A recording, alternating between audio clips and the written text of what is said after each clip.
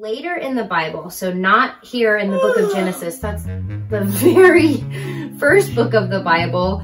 So what can we learn from that about God's word, what he says, his promises? Leia, I think you're gonna have to stop playing if you're gonna fuss. Into the prison you go, Potiphar said. Poor Joseph, where are you going? What is it about family devotions that sort of puts a little fear in moms and dads? I think more of a challenge really is just time. It's hard to really create space and carve out time that is intentional and is not chaotic. None of us, I don't think, feel like Bible scholars. And I think that the flesh is really good to make us feel insecure about that. So because we aren't the most confident, even though we know a lot. Today, devotion is based on Jacob's journey. And the Bible reading is taken from the book of Genesis. Our kids need to see us carve out time, open the Bible, pray, be vulnerable, and anything else is gravy. So, just leaving it to the Lord to do what he needs to do and creating the space to do that is the most important thing. Tim, what did God make everything out of? Nothing. Nothing? How do you make something out of nothing? I don't know. Yep. Because he's God.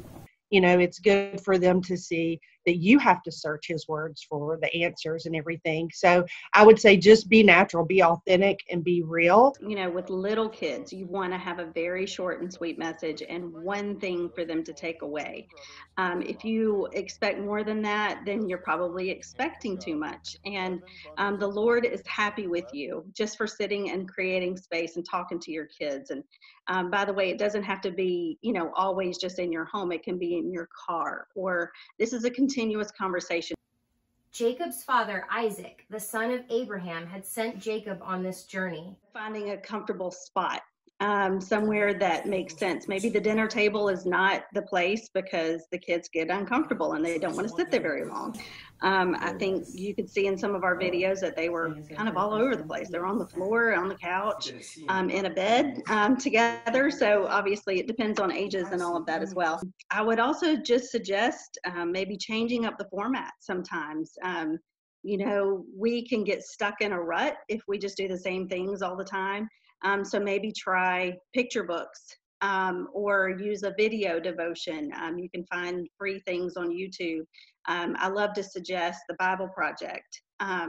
That's something that we do with older kids. That's what my family used for a while. But at the end of the day, the Bible is the best place to start and end. For younger kids, I noticed that the Abedos did something really cool. They used props.